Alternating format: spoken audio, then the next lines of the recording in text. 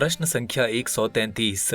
शिवसिंह सेंगर के संबंध में ये कथन किसका है? शिवसिंह सेंगर ने हिंदी कविता का पहला इतिहास संबंधी ग्रंथ लिखकर जो उपकार किया उसकी जितनी प्रशंसा की जाए थोड़ी है। इनके पहले हिंदी इतिहास का कहीं पता तक न था, पर इस महापुरुष ने बड़े श्रम और खोज से प्रायः 1000 कवियों का विधिवत पता लगाकर उनके जीवन चरित्र, कविता काल और उदाहरण दिए हैं। जॉर्ज ग्रियर्सन, श्याम सुंदर दास, मिश्र बंधु या सूर्यकांत शास्त्री? सही उत्तर है मिश्र बंधु।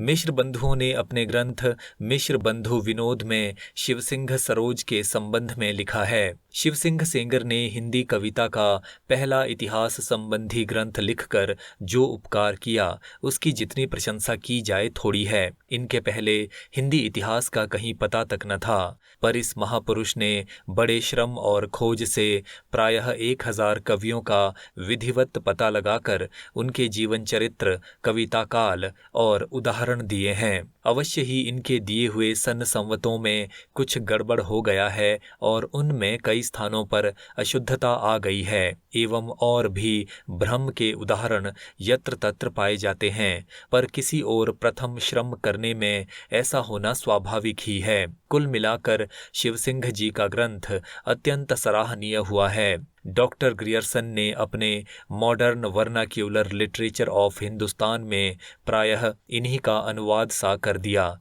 अथवा इनके आधार पर ही अधिकांश में लिखा है। अपनी ओर से डॉक्टर साहब ने अधिक नहीं लिखा है, पर उनका भाग्य कुछ ऐसा है कि ठाकुर साहब के यश को कई अंशों में उन्होंने अपना लिया है। हमारी समझ में शिवसिंह जी का हवाला ना देकर ग्रियर्सन का नाम ले लेकर चिल्लाना एक प्रकार की भूल है। मूल ग्रंथ लिखने वाले को पीछे छोड़कर उसके अनुयायी मात्र की ओर दौड़ना अनुचित है। तात्पर्य ये कि शिवसिंह सरोज हिंदी में एक अभूतपूर्व ग्रंथ रत्न है।